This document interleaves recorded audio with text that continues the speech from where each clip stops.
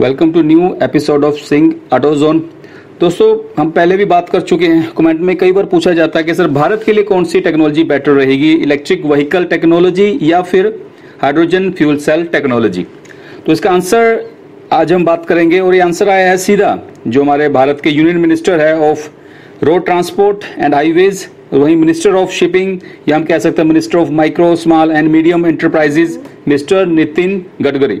उन्होंने हाल में ही जो इंडिया ई मोबिलिटी कॉन्क्लेव 2020 हुआ है और जिसको ऑर्गेनाइज किया था IESA यानी कि इंडिया एनर्जी स्टोरेज अलायंस ने मिलकर, वहां पर उन्होंने कहा है, इस पूरे फंक्शन में उन्होंने कहा था India is a power surplus country, so the benefits of e mobility solution are very much in favour of country.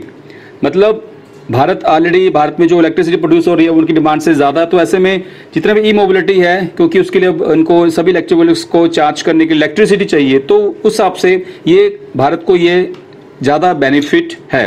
लेकिन इसका मतलब ये नहीं है कि उन्होंने ये कहा है कि electric vehicle technology is better than fuel cell technology है। उसका अपना सिस्टम है, उस पर भी उन्होंने अपनी बात रखी है। उनका कहना है कि कोई भी और बेटर टेक्नोलॉजी, चाहे वो फ्यूल सेल ही क्यों ना हो, उसको भी प्रमोट किया जाएगा। इवन उनकी प्लानिंग ये है कि हाइड्रोजन, हम जो भारत में बायोमास है जिसको हम गोबर गैस भी कह सकते हैं, उससे भी इवन, क्योंकि वो भी ओवरऑल उसमें मीथेन होता है, तो मीथेन से हाइड्रोजन बनाना एक ज्यादा बेटर ऑप्शन है, उस पर भी काम चल रहा है।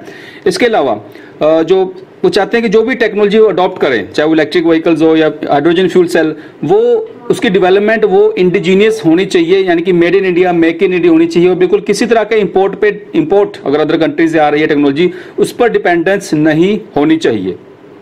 अगर हम बात करें यहाँ पर इलेक्ट्रिक व्हीकल डेवलपमेंट की, तो भारत में ज़्यादा से ज़्यादा कंपनीज जो ईवी मैन्युफैक्चरर्स हैं वो खुद R&D कर रहे हैं, खुद यहाँ पर ईवी कंपोनेंट बना रहे हैं।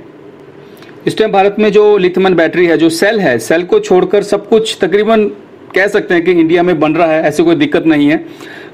सेल से जुड़ा जो पॉइंट है कि बिल्कुल मेरा मानना है कि अगर अगले साल तक, मे बी इस साल के एंड तक, पहले मुझे उम्मीद थी बट कोरोना की वजह से जो ये दिक्कत आई है, जो टाइम खराब हुआ हमारा 3 से 4 महीने, अब मैं कह सकता हूँ कि अगले साल तक हमारे भारत में मेड इन इंडिया जो लिथियम बैटरी सेल हैं वो भी बनने शुरू हो जाएंगे, उससे जुड़े 2 से 3 प्लांट की प्रोडक्शन स्टार्ट हो जाएगी। तो अब कह सकते हैं, आई थिंक अब आपको आपकी क्वेश्चन का आंसर मिल गया होगा कि अगर हम वैसे देखें कि इलेक्ट्रिसिटी के हिसाब से देखें भारत में इजीली अवेलेबल है, तो उस हिसाब से जो इलेक्ट्रिक व्हीकल है, ई मोबिलिटी है, वो ज़्यादा प्रेफर है।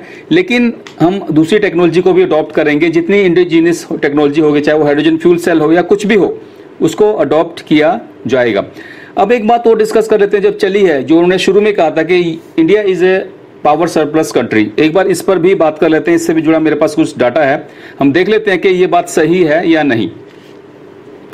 अगर मैं आज की डेट की करंट सिचुएशन की, अगर मैं भारत में टोटल इंस्टॉल्ड कैपेसिटी देखूं इलेक्ट्रिसिटी जनरेशन की, तो वो है 350 गीगावाट, 350 गीगावाट। वहीं जो इस साल पिछले मंथ जो मेरे पास डाटा है मई मंथ का, मई 2020, जो पीक डिमांड थी, जो हाईएस्ट डिमांड होती है एक पर्टिकुलर डे की, वो थी 134.7 गीगावाट। जबकि उससे पिछले साल सेम मंथ में मई 2019 में ये थी 182.53 गीगावाट। हम देख रहे हैं कि डिमांड काफी कम है। उसका रीजन यही है, लॉकडाउन की वजह से जो सब स्लो डाउन हुआ है, ये है। तो हम सीधा देख रहे हैं कि ओवरऑल जो हमारी पीक डिमांड और जो इंस्टॉल कैपेसिटी, उसमें काफी फर्क है। सरप्लस हमारे पास पावर है, यस, उन्होंने सही कहा है।